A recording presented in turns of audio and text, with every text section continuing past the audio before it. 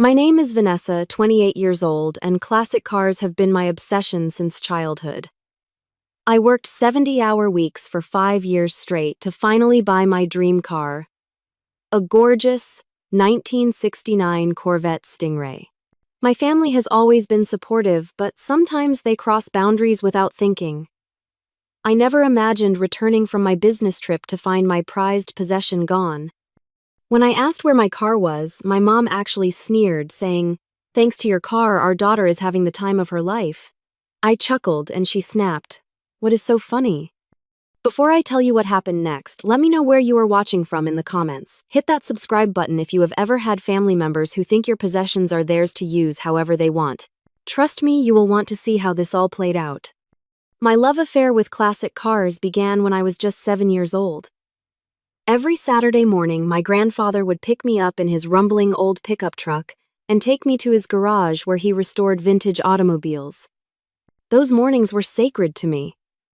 While other kids were watching cartoons, I was learning how to change oil, replace spark plugs, and identify engine parts. Nessie, my grandfather would say, using his special nickname for me, cars are not just machines. They have personalities, souls even. I believed him completely, especially when he showed me his prized possession, a 1969 Corvette Stingray in rally red. The curves of that car, the purr of its engine, the way light danced across its polished surface, it was pure magic to me. Someday, I whispered to myself the first time I saw it, I will own one exactly like this. It was a promise I made to myself that day, one that would shape my future in ways I could never have imagined. My parents, Robert and Diana, never quite understood my unfeminine interest in cars. "Why cannot you be interested in ballet or painting?" My mother would sigh whenever I came home with grease under my fingernails. My father would just shake his head with a mixture of confusion and mild disappointment. Their reaction to my sister Heather was completely different. 4 years younger than me, Heather was everything I was not in their eyes: delicate, traditionally feminine, and interested in all the right things. When she wanted dance lessons at age 6, my parents immediately enrolled her in the most expensive studio in town. When I asked for auto shop classes at 12, my mother scoffed and said we could not afford extracurriculars that year. This pattern continued throughout our childhood. Heather got designer clothes, I got hand-me-downs. Heather got a sweet 16 party with 50 guests, I got a cake and a card. Heather got a brand new car for graduation, I got college application fee waivers and a lecture about student loans. Do not get me wrong, I loved my sister. This was not her fault. But the disparity in how we were treated was impossible to ignore. I moved away for college, determined to create my own path. I worked 3 jobs while maintaining a 4.0 GPA in finance. After graduation, I landed a position at a prestigious investment bank in Chicago.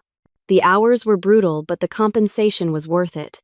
I lived frugally, sharing an apartment with 2 roommates and brown bagging my lunch every day.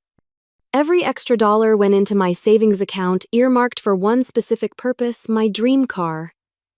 While colleagues splurged on designer clothes and exotic vacations, I kept my eyes on the prize. 5 years of 70-plus-hour work weeks, minimal social life, and disciplined saving. And then finally, after years of searching online forums and auction sites, I found it. A 1969 Corvette Stingray Rally Red, just like my grandfather's. The owner was a collector in Wisconsin who was downsizing his collection. The price? $85,000. Every penny I had saved. The day I drove that car home was one of the most emotional of my life. My grandfather had passed away 2 years earlier, but I felt his presence beside me in the passenger seat as I cruised down the highway. "We did it, Grandpa," I whispered, tears streaming down my face. That car represented more than just a purchase to me. It was a testament to my hard work, my independence, and most importantly, a connection to the man who had believed in me when no one else did. My boyfriend James understood this perfectly. We had met at a classic car show 6 months after I bought the Corvette. He owned a replica 1969 Stingray, a fact that had instantly given us something to talk about. Unlike my family, James got it. He understood why I would rather spend a Saturday afternoon changing my own oil than shopping at the mall. He respected the sentimental value of my car and shared my passion for preserving automotive history. For 2 years, that car was my pride and joy. I babied it, drove it only on perfect weather days, and stored it properly during Chicago's harsh winters. Never once did I imagine that the greatest threat to my beloved Corvette would come not from the elements or thieves but from my own family. The call came on a Tuesday afternoon. My boss Veronica wanted me in her office immediately. As I walked the long corridor to her corner office, my mind raced through possible scenarios, most of them negative. Was I being let go? Had I made a mistake on the Henderson account? Vanessa, Veronica said as I entered, her expression unreadable. How is your Japanese? I blinked in surprise. Conversational at best. I took 3 years in college. She nodded, seemingly satisfied. Good enough. I need you in Tokyo. Patterson Financial is looking to expand their Asian portfolio, and they specifically requested someone who understands both American and Japanese business culture. This was huge. Patterson Financial was a potential client worth millions to our firm. Landing them would mean bonuses, promotions, and serious career advancement. The senior partners and I agree you are the best person for this. You will lead the presentation team in Tokyo. I was speechless. Senior colleagues with decades more experience were being passed over for me. This was the opportunity of a lifetime. It is a 3-week trip, Veronica continued. You leave Friday. My assistant will email you the details. 3 weeks away from home was longer than I had ever been gone.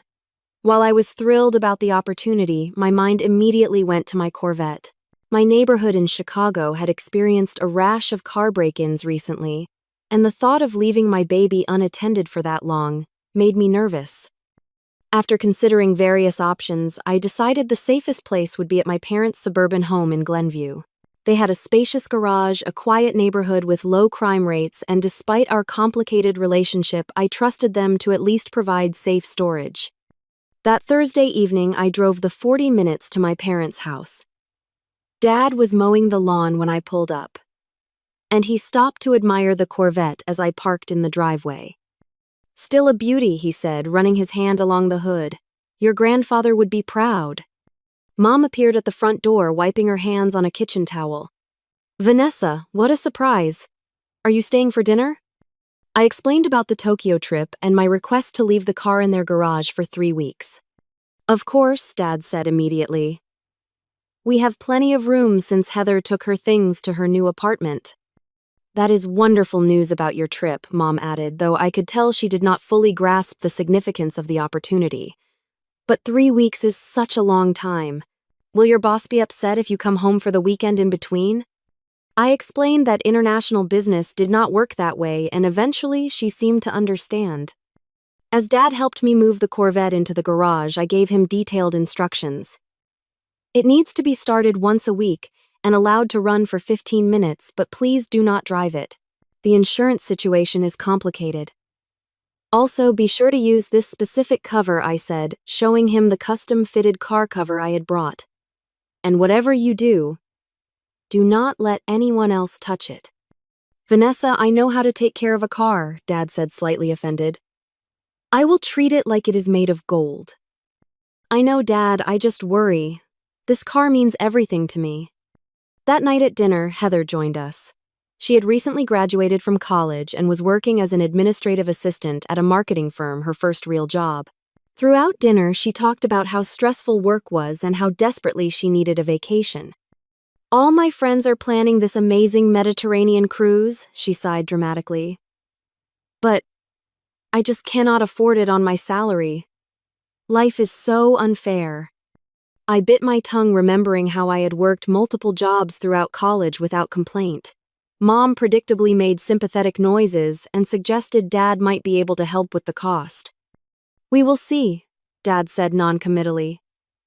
Money is tight right now with the kitchen renovation. Before leaving, I called James to finalize our car security plan.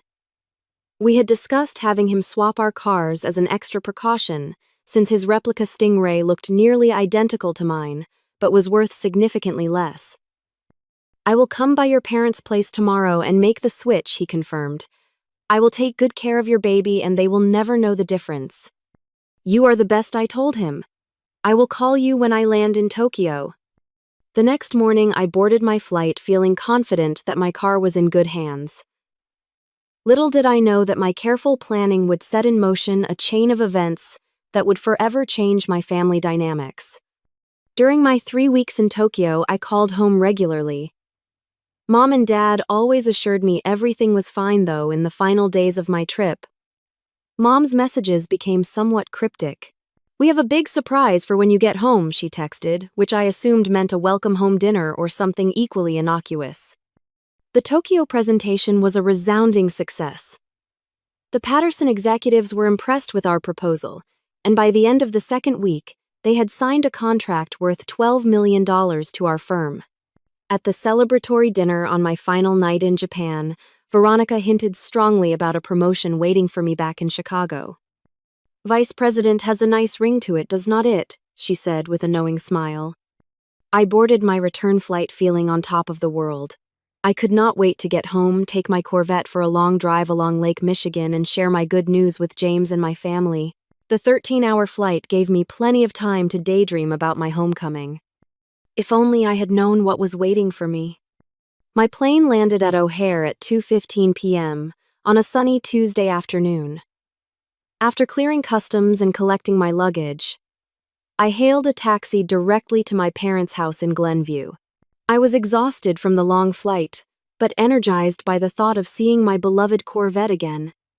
Just another 10 minutes, I texted James, who had promised to meet me there to swap our cars back. As the taxi turned onto my parents' street, I felt a flutter of excitement. The driver pulled into the driveway, and I frowned. Something was wrong.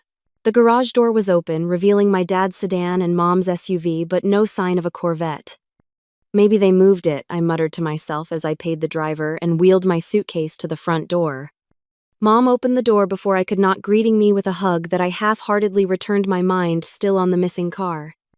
"Welcome home, sweetheart. How was your flight?" "Fine," I said distractedly. "Mom, where is my car?" A strange expression flickered across her face, a mixture of defensiveness and something else I could not quite identify. She ushered me inside without answering. Dad was sitting in his recliner reading a newspaper. He looked up when I entered, his smile not quite reaching his eyes. "Dad, where is my Corvette?" I asked directly, a knot forming in my stomach. He cleared his throat and glanced at Mom, who had busied herself arranging cookies on a plate, as if this were a normal homecoming. "Well, honey," he began, his voice unnaturally high, "something came up while you were gone." The knot in my stomach tightened. What does that mean? Where is my car? Mom turned, then her chin lifted in that way it always did when she was preparing to defend an indefensible position. "Heather needed some help," she said firmly. "A once-in-a-lifetime opportunity." I stared at her, uncomprehending. "What does that have to do with my car?" "Thanks to your car, our daughter is having the time of her life," Mom said, with a smile that looked more like a sneer. She pulled out her phone and showed me Heather's Instagram feed. There was my sister posing on a cruise ship in the Mediterranean cocktail, in hand-designer sunglasses perched on her nose without a care in the world. The pieces clicked into place with horrifying clarity. "You sold my car," the words came out as a whisper, too shocked to even shout. "Now, Vanessa," Dad began in his placating tone, "try to understand. Heather was going through a really rough time at work. All her friends were going on this cruise and she was going to be left out. It would have been devastating for her. So you sold my car." This time I did shout, my voice rising with disbelief. "You can always buy another car," Mom said dismissively. "You make good money. Heather needed this opportunity. She needed to network with the right people, make connections for her career." I felt like I was in some bizarre nightmare. My hands began to shake as the full impact hit me. That car was registered in my name. You had no legal right to sell it. My parents exchanged a glance. Well, technically, Dad mumbled. We told the buyer you were selling it and had authorized us to handle the transaction. My heart was pounding so hard I could feel it in my temples. The room seemed to spin slightly as I tried to process what they had done. Do you have any idea what that car meant to me? My voice cracked. It was not just transportation. It was a connection to Grandpa. It was the result of 5 years of sacrifice. It is just a car, Vanessa, Mom said, her tone hardening. Family is what matters. Heather is your sister. She needed this. And I do not matter. My feelings, my property, my boundaries, none of that counts. Do not be so dramatic, Mom scoffed. You have always been so materialistic, so focused on things. Heather is struggling with depression. The cruise was therapeutic for her. Depression, I echoed incredulously. Since when? She has been very stressed at work, Dad offered weakly. Her boss is demanding. I laughed, a harsh sound with no humor in it. Welcome to adult life. I worked 70-hour weeks for 5 years to afford that car. Did you ever once consider selling your possessions to make my life easier? That is different, Mom said, growing defensive. You have always been the strong one. Heather is sensitive. She needs more support. The double standard was so blatant it took my breath away. For a moment, I just stood there trembling with rage and disbelief. Then a thought occurred to me. How much did you sell it for? I demanded. More uncomfortable glances between my parents. Finally, Dad answered $50,000. I gasped. 50,000. That car was worth 85,000. Did you do any research at all before selling it? The buyer said that was a fair price, Dad muttered. We needed to move quickly before you came home. That statement, so naked in its betrayal, hit me like a physical blow. They had deliberately rushed the sale to present me with a fait accompli. They had known exactly what they were doing. Who did you sell it to? I asked, fighting to keep my voice steady. Some collector from Indiana, Mom said vaguely. I do not remember his name. My phone buzzed with a text. It was James, just pulled up. Where is the Stingray? And suddenly, in the midst of my anger and heartbreak, a realization dawned on me. A realization that would change everything. The text from James triggered something in my brain, a memory that had been pushed aside in the shock of discovering my parents' betrayal. I started to laugh softly at first, then louder. The sound was strange even to my own ears, a release of tension rather than an expression of joy. My mother's face contorted with confusion and annoyance. What is so funny about your sister's happiness? She demanded. I took a deep breath, trying to collect myself. You know what is funny, Mom? You stole and sold a car that was not mine. Dad frowned. What are you talking about? We saw you drive it here. I held up a finger, signaling them to wait, and stepped outside to greet James, who was now standing in the driveway looking confused. After a brief exchange, he followed me back inside, equally curious to hear my explanation. Mom, Dad, you remember James, right? I gestured to my boyfriend, who nodded tersely at my parents, his expression guarded. Of course, Mom said impatiently. Vanessa, what do you mean the car was not yours? I smiled, feeling a strange calm settle over me. The car you sold was not my 1969 Corvette Stingray. It was James's replica. The color drained from both my parents' faces as I explained the car-swapping arrangement James and I had made for security purposes. The day after I left for Tokyo, James had come by as planned and swapped his replica Stingray for my authentic one. To the untrained eye, they looked identical, but James's car was worth about $30,000, not $85,000. So, you see, I concluded you did not sell my car. My car has been safely stored in James's climate-controlled garage for the past 3 weeks. What you sold was James's car without his knowledge or consent. But my father stammered, it looked exactly like yours. That was the point, James said, speaking for the first time. They are supposed to look the same from the outside. But mine is a replica built in 2004 to look like a '69 Stingray.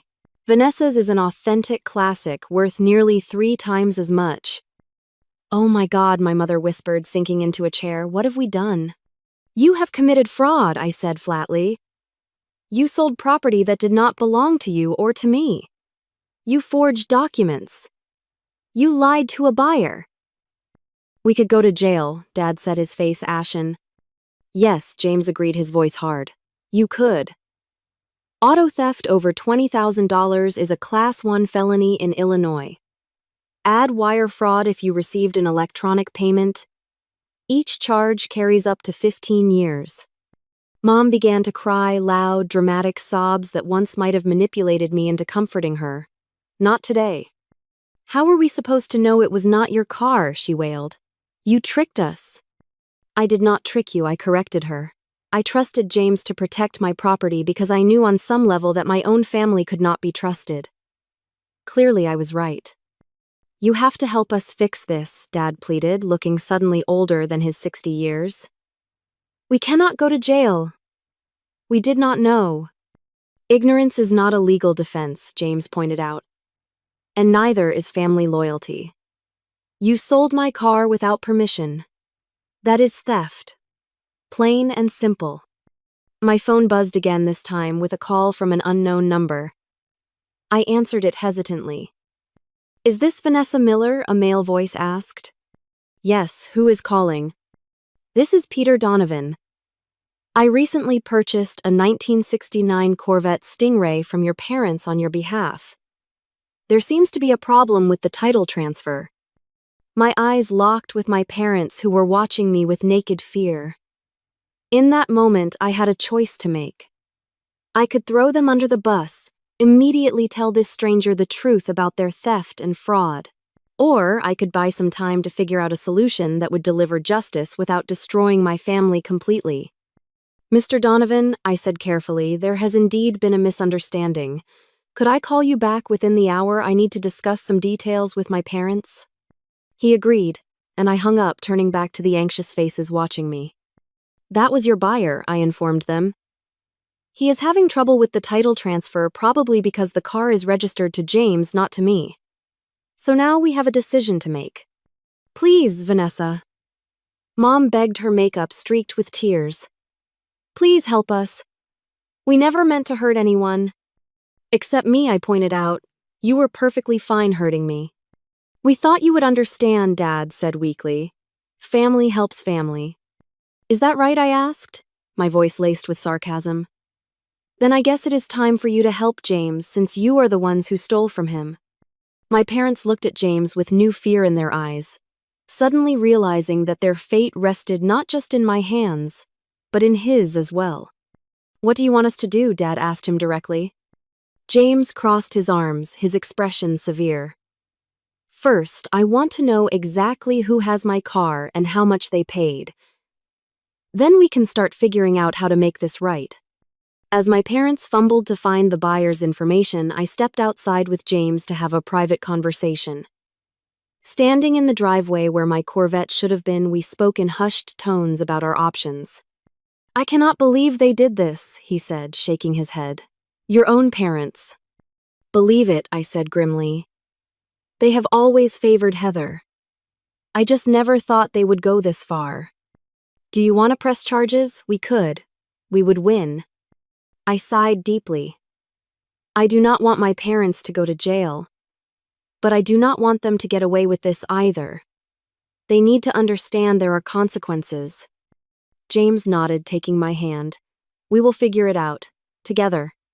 When we returned inside, my parents were huddled over Dad's phone, having found the buyer's contact information and purchase agreement. The reality of their situation was clearly sinking in their faces, drawn with worry. We found everything Dad said, holding out a folder with trembling hands. All the paperwork from the sale.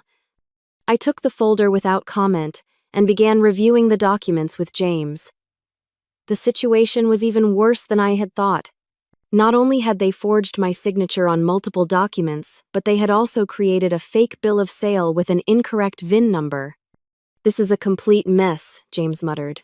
They created fraudulent documents that do not even match the car's actual identification. My mother began sobbing again. We do not know anything about cars or VIN numbers.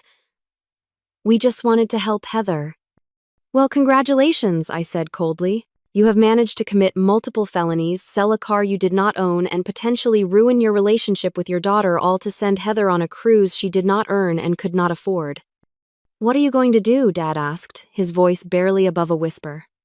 I looked at James, then back at my parents. We are going to call Mr. Donovan back. And you are going to tell him exactly what you did. After leaving my parents' house, I drove straight to James's apartment in my actual Corvette Stingray, which had been safely stored in his garage just as planned. The familiar purr of the engine provided little comfort as my mind raced with the implications of what had just happened. James followed in his sedan, and we agreed to meet to discuss our next steps. Sitting in James's living room, the reality of the situation began to sink in. My parents had not only betrayed my trust in the most fundamental way, but had also committed serious crimes that could result in prison time. And somewhere in the Mediterranean, my sister was living it up on a luxury cruise, blissfully unaware of the chaos she had left in her wake. I still cannot believe they did this, I said, for perhaps the 10th time, pacing back and forth across James's hardwood floor. Who sells someone else's car?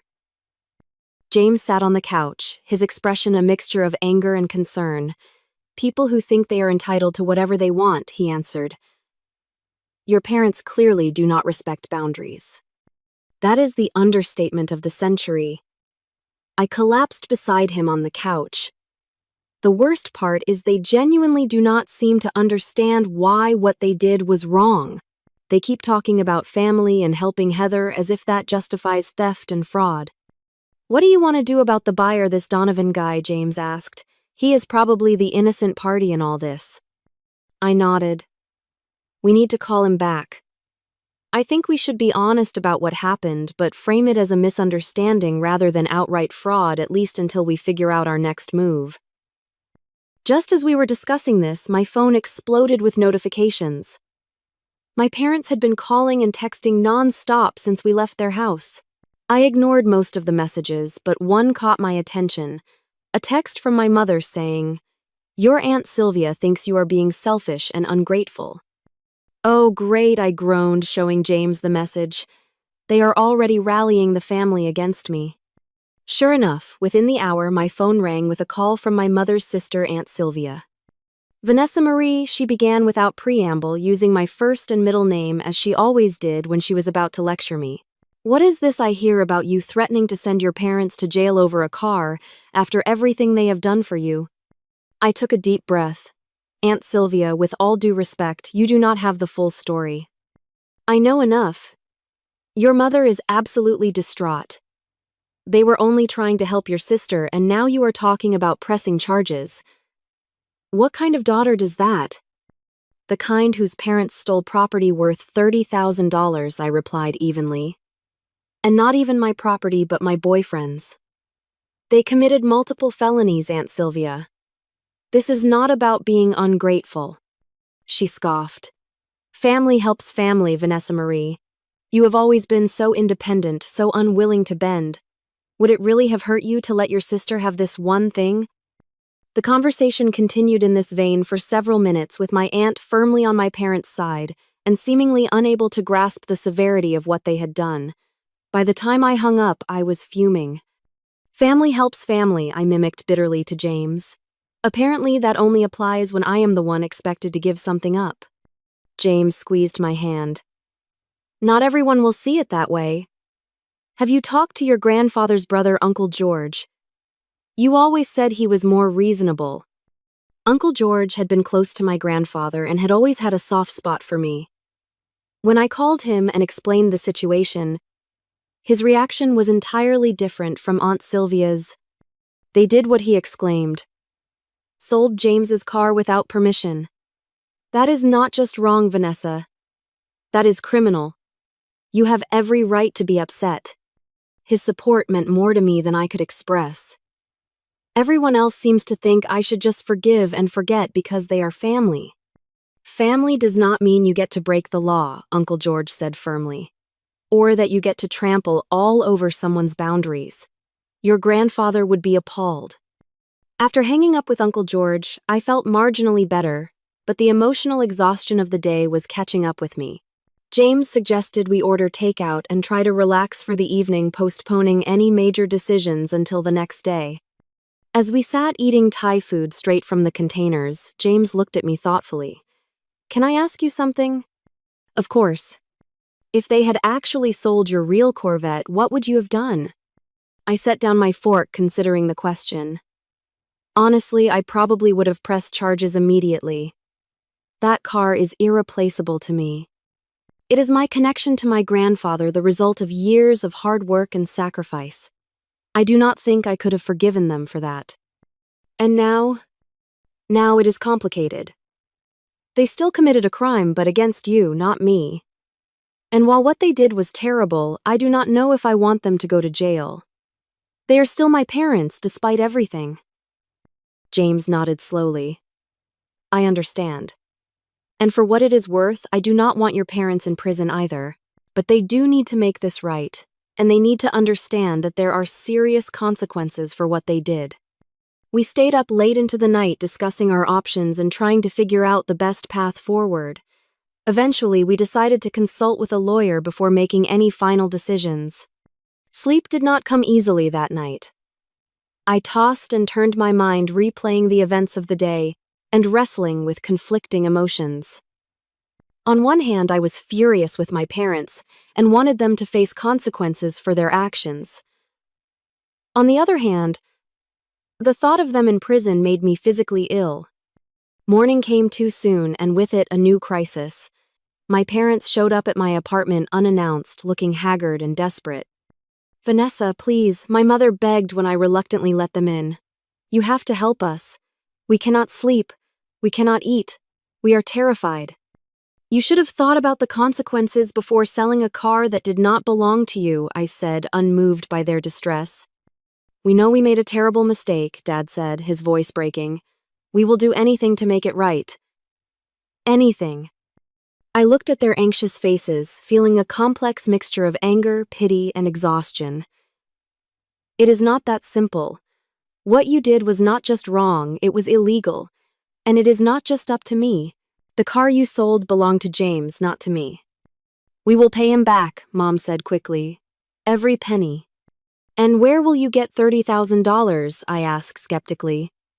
"You just told me money was tight with the kitchen renovation." They exchanged a glance. "We will figure it out," Dad said. "Take out a home equity loan if we have to. Whatever it takes." I sighed heavily.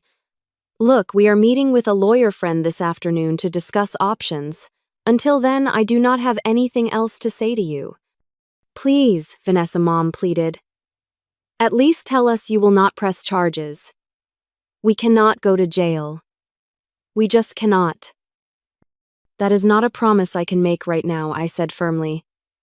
"You need to leave. I will call you after we speak with the lawyer." As I closed the door behind them, I leaned against it, suddenly exhausted despite the early hour. Whatever happened next, I knew that my relationship with my parents would never be the same again. At 2 p.m., James and I sat in the sleek downtown office of Alicia Ramirez, a lawyer friend who specialized in criminal law. I had met Alicia during a corporate charity event 2 years earlier, and we had kept in touch.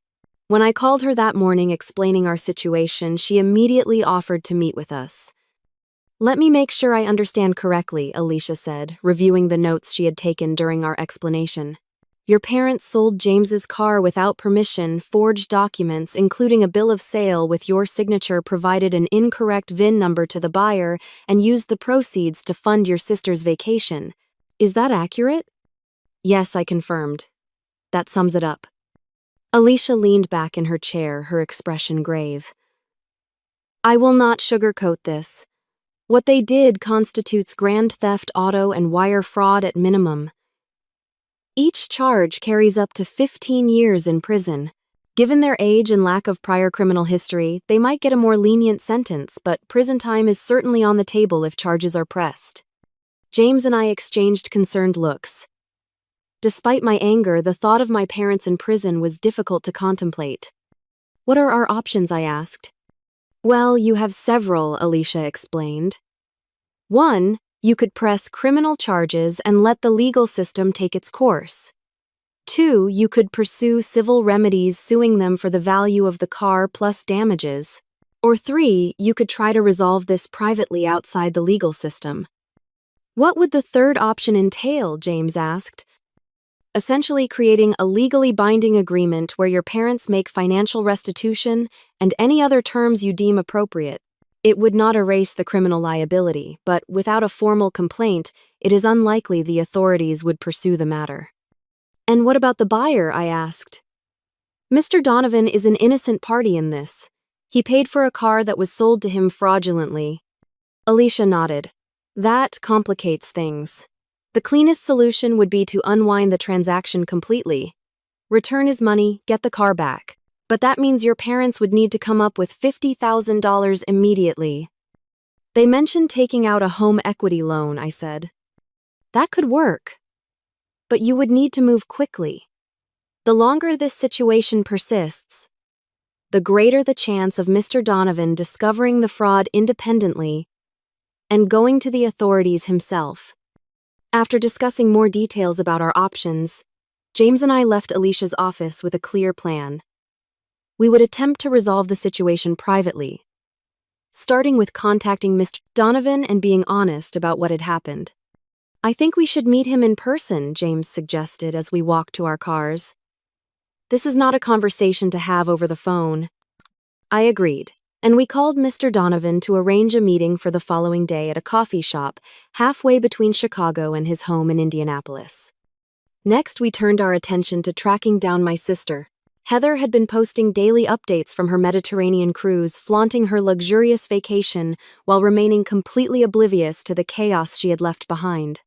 After multiple attempts, I finally reached her via the cruise ship's satellite phone. Vanessa, she answered the sounds of music and laughter in the background. Why are you calling? Is something wrong? Yes, Heather, something is very wrong, I replied, struggling to keep my voice steady. Mom and Dad sold a car to pay for your cruise. A car that did not belong to them. There was a pause, then Heather laughed. Oh, is that all? I thought someone was sick or something.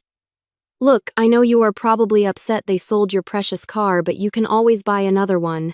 It is not like you cannot afford it. Her dismissive attitude made my blood boil. It was not my car they sold, Heather. It was James's car. What they did was illegal. They could go to jail. That finally got her attention. Jail, do not be ridiculous. They were just trying to help me. By committing fraud, by stealing, those are crimes, Heather. Serious ones. So, what are you saying? Her voice had lost its carefree tone, replaced by growing concern. I am saying you need to come home. Now. Your Mediterranean adventure is over. But the cruise does not end for another week. Then get off at the next port and fly home, I said firmly. This is not optional, Heather. You need to be part of fixing the mess you helped create. I did not create any mess. I did not ask them to sell a car. Did not you? Because Mom says you were talking about how desperately you needed this cruise, how depressed you were about missing it. There was a telling silence on the other end of the line. That is what I thought I said. Get home, Heather. I will text you the details of what is happening. And you had better be prepared to contribute to the repayment plan. The next day, James and I met with Peter Donovan, a middle-aged classic car enthusiast who had purchased James's replica Corvette. He was understandably upset when we explained the situation. So let me get this straight, he said, his face reddening. I bought a stolen car with forged documents. Technically, yes, I admitted, though my parents would argue they thought they had permission to sell it. That is not how permission works, Mr. Donovan said angrily. I spent $50,000 on that car. I have already registered it in my name, added it to my insurance. This is a mess. We understand, James said calmly, and we want to make it right. We are prepared to offer you a full refund of the $50,000 plus an additional $5,000 for the inconvenience and any expenses you have incurred. Mr. Donovan seemed slightly mollified by this offer. And what about the car? We would need it returned, of course, I explained. It legally belongs to James. After some negotiation, Mr. Donovan agreed to our terms with the condition that the money be wired to his account before he released the car. Now, we just needed my parents to come up with $55,000. When we presented this solution to my parents, they were simultaneously relieved and horrified. $55,000, my mother repeated aghast. Where are we supposed to get that kind of money? You mentioned a home equity loan, I reminded them. Or you could sell some of your investments. This is not my problem to solve, Mom. You created this situation. But we do not have that much equity in the house, Dad protested. The market has been down and with the kitchen renovation costs. Then, I suggest you start looking at other options, James said firmly. Because right now this is the only thing standing between you and potential criminal charges. We could maybe come up with $40,000 Dad offered after a hushed conversation with Mom. But not 55. James shook his head. Not good enough. The full amount needs to be repaid plus compensation for my time and stress. If you cannot come up with it, perhaps Heather should contribute since she benefited from the theft. Heather Mom looked shocked at the suggestion. But she is just starting her career. She barely makes enough to cover her rent. Then she should not be taking Mediterranean cruises, should she? I pointed out. Actions have consequences, Mom. For everyone, not just for me. It took 2 more days of tense negotiations, but eventually, a plan was formed. My parents would take out a home equity loan for $40,000. Heather, who had reluctantly returned from her cruise early, would contribute $10,000 from her savings, which I suspected had been largely funded by my parents over the years. And they would sell my mother's expensive jewelry collection to cover the remaining $5,000. James insisted on one additional condition, a formal written apology, acknowledging what they had done and promising never to touch or make decisions about our property again. This would be signed and notarized, providing an additional layer of protection should anything similar happen in the future. My parents balked at this last requirement. An apology is one thing, Mom said, but a notarized document seems extreme. Not as extreme as prison, James countered. This is non-negotiable. With no other options, they eventually agreed to all our terms. Alicia drew up the necessary paperwork, including a settlement agreement that specified the financial restitution and a timeline for payment. The most difficult part of the process was the family meeting we held at my apartment. Heather, now forced to face the consequences of her actions, alternated between defensive anger and tearful self-pity. "Why am I being punished?" she demanded. "I did not sell the car." "No, you just manipulated Mom and Dad into funding a luxury vacation you could not afford," I replied. "You are 24 years old, Heather. An adult. It is time you started acting like one." "That is not fair. You have always been jealous of me, because Mom and Dad love me more." The room fell silent at her outburst. Even our parents looked shocked. "Is that what you think?" I asked quietly. "That they love you more?" "Well, they have always given me more," she said, her voice smaller now. "They have always protected me, made things easier for me. And look how that has turned out," I said, not unkindly. "You are 24 and you cannot support yourself. You manipulate them into bailing you out whenever life gets hard. That is not love, Heather. That is enabling." My mother started to protest, but my father placed a hand on her arm, stopping her. For perhaps the first time, he seemed to be truly listening. "Vanessa is right," he said slowly. "We have not done you any favors, Heather. We thought we were protecting you, but we have just kept you from learning how to stand on your own." This unexpected support from my father changed the tenor of the conversation. Over the next several hours, we had the most honest discussion our family had ever experienced. There were tears, recriminations, and painful admissions, but by the end, something had shifted. It was as if a long, festering wound had finally been lanced, allowing the beginning of true healing. The following week was a flurry of activity. My parents secured their home equity loan. Heather reluctantly transferred her contribution from her savings account. My mother sold several pieces of jewelry through a consignment shop, and James and I coordinated with Mr. Donovan to complete the car exchange. The day my parents met with James to formally apologize was tense but necessary. My mother, who had always been proud to a fault, struggled to say the words. "We are truly sorry, James," my father finally said when it became clear Mom could not get the words out. "What we did was wrong, illegal, and disrespectful. We betrayed your trust and Vanessa's.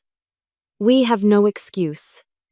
James accepted their apology with grace, though I knew it would take time for him to fully forgive them. The notarized document was signed, the money was transferred to Mr. Donovan, and James's car was returned, thankfully undamaged. As we drove away from the lawyer's office, James's replica Corvette following behind us, I felt a weight lifting from my shoulders. The situation was far from perfectly resolved, and the emotional fallout would continue for some time, but the immediate crisis had been averted. "Thank you," I said to James, reaching for his hand across the console, "for being so understanding through all of this." He squeezed my hand. "That is what partners do. We face challenges together." Looking in my rearview mirror at the familiar red Corvette now safely back in James's possession, I allowed myself to hope that perhaps some good could come from this painful experience after all. 1 month after the car crisis, I found myself sitting at my parents' dining room table for a family dinner. The atmosphere was different from our gatherings before the incident, a mixture of cautious optimism and lingering tension that reflected our new reality. Dad placed a platter of grilled chicken on the table, his hands bearing calluses from the weekend construction job he had taken to help repay the home equity loan. Mom followed with a bowl of salad, her once manicured nails now plain and trimmed short, her diamond rings noticeably absent, sold to help make restitution. "Heather texted she is running 10 minutes late," Mom said, checking her phone. "Something about traffic from downtown." My sister had started a new job 2 weeks earlier, an entry-level position at an advertising agency that paid less than her previous job but offered better advancement opportunities. To her credit, she had not complained once about the early mornings or demanding workload. James sat beside me, having been invited by my parents as a gesture of reconciliation. He had been hesitant to accept, but I had encouraged him. "They need to see us as a unit," I had explained. "To understand that hurting you means hurting me." Conversation during dinner was initially stilted, focusing on safe topics like the weather and neighborhood news. But gradually, as we relaxed, more meaningful exchanges emerged. "I spoke with Uncle George yesterday," Dad mentioned as he served himself seconds. "He is thinking about selling his old pickup truck. Says he is too old to keep maintaining it." "That is a shame," I replied. "That truck has been in the family forever." Dad nodded, then cleared his throat. "I was thinking maybe I could buy it from him. Fix it up. I know it is not a classic Corvette, but—" "You want to restore a truck?" I asked, surprised. "Well, I thought maybe if you were interested, we could work on it together." His eyes met mine briefly before darting away, uncharacteristically shy. "I know I never showed much interest in your car passion before, but I would like to learn, if you are willing to teach me." The offer touched me deeply. It was not just about the truck. It was Dad making an effort to connect with me on my terms, to understand something that mattered to me. "I would like that," I said sincerely. Mom watched this exchange with a small smile. Over the past month, she had been making her own efforts to change. The family therapy sessions we had been attending weekly had helped her recognize her pattern of boundary violations and favoritism. "I made something for you, James," she said, rising from the table and retrieving a gift bag from the sideboard. "Just a small token." James accepted the bag with polite curiosity, pulling out a framed document. It was the title to his replica Corvette, along with a handwritten note promising never to interfere with his or my property again. "I had it professionally framed," Mom explained. "As a reminder to myself as much as a gift to you. Boundaries matter. I am still learning that." "Thank you, Diana," James said, using my mother's first name as she had recently invited him to do. "I appreciate the gesture." The front door opened and Heather hurried in, slightly breathless. "Sorry, I am late." The client meeting ran long. And then, traffic was a nightmare.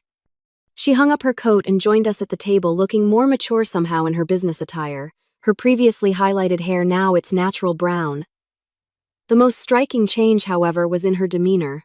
Gone was the entitlement that had characterized her interactions before the incident. In its place was a newfound awareness of others and her impact on them. "How was your day, Vanessa?" she asked after greeting everyone. Before the car incident, she rarely showed interest in my life. "Good," I replied. "Busy. The Peterson account is demanding, but it is coming together. That is the one in Tokyo, right? The one that got you the promotion." I nodded, surprised she had remembered that detail. "Vice President of International Accounts," I confirmed. Still getting used to the title. "That is really impressive," she said, and for once there was no undercurrent of competition or resentment in her voice. Just genuine pride. As dinner progressed, I found myself observing my family with new eyes. The changes were subtle but significant. Dad asking permission before serving more food onto Mom's plate. Mom catching herself before speaking for Heather. Heather offering to help with dishes without being prompted. These were small things, perhaps inconsequential to an outsider. But to me, they represented a fundamental shift in our family dynamics. The painful experience we had endured had forced us to confront long-established patterns of behavior that had damaged our relationships. After dessert, as James and I prepared to leave, my mother pulled me aside in the hallway. "I know I have said this before," she began, her voice low and serious, "but I am truly sorry, Vanessa. Not just for the car incident, but for all the times I dismissed your feelings, your passions, your boundaries. I always thought I was being a good mother by treating you and Heather differently, by pushing you to be strong and protecting her from challenges. I see now how unfair that was to both of you." I studied her face, noting the genuine remorse in her eyes. "Thank you for saying that, Mom. It means a lot." "Do you think you will ever be able to fully forgive us?" she asked hesitantly. I considered the question carefully. "I think forgiveness is a process, not a single moment. I am working on it. And seeing you all make real changes helps." She nodded, accepting this incomplete but honest answer. As James and I drove home in my Corvette, the familiar rumble of the engine was comforting. The car had taken on new meaning for me now. It was still my connection to my grandfather, still the symbol of my hard work and persistence. But it had also become a catalyst for necessary change in my family, a painful but ultimately healing confrontation with long-buried issues. "Penny, for your thoughts," James asked, noticing my contemplative mood. "I was just thinking about how sometimes the things we value most can become tests of character," I replied. This car revealed truths about my family that were hard to face, but maybe needed to be faced. "Do you regret any of it, the way we handled things?" I shook my head. It would have been easier to just let them off the hook completely to avoid the conflict, but that would have just reinforced the same unhealthy patterns. They needed to experience real consequences, and I needed to stand firm in my boundaries. "I think you found a good balance," James said, "holding them accountable without cutting them off completely. That takes strength." "And support," I added, squeezing his hand. "I could not have done it without you." The next morning, I took the Corvette for a long drive along Lake Michigan, something I had done countless times before. But today felt different. As the wind rushed through my hair and the sun glinted off the car's polished hood, I felt a sense of peace I had not experienced in years. The car was still just a car, an object of metal and rubber and glass. But what it represented had evolved. Now it symbolized not just my connection to the past, but my commitment to my own worth, my refusal to be diminished or disregarded even by those who claim to love me. Perhaps the most valuable lesson from this entire ordeal was learning that standing up for yourself does not mean abandoning those you love. It means loving them enough to establish boundaries that allow for mutual respect and growth. It means finding the strength to say, "This is not acceptable," while still leaving room for reconciliation. As I pulled back into my apartment complex, I thought about the journey our family had embarked on. The therapy sessions, the difficult conversations, the small daily choices to do better. None of it was easy, but all of it was necessary. The road ahead would not be perfectly smooth. Old habits die hard, and there would inevitably be setbacks and disagreements. But for perhaps the first time in my adult life, I felt hopeful about my family's future, confident that we were moving in the right direction, and that more than any car or possession was truly priceless. Have you ever had to stand up to family members who crossed your boundaries? How did you balance holding them accountable while maintaining the relationship? Share your experiences in the comments below, and do not forget to like and subscribe if this story resonated with you. Remember, setting boundaries is not selfish. It is necessary for healthy relationships. Thank you for listening to my story, and I hope it helps you navigate your own family dynamics with courage and compassion.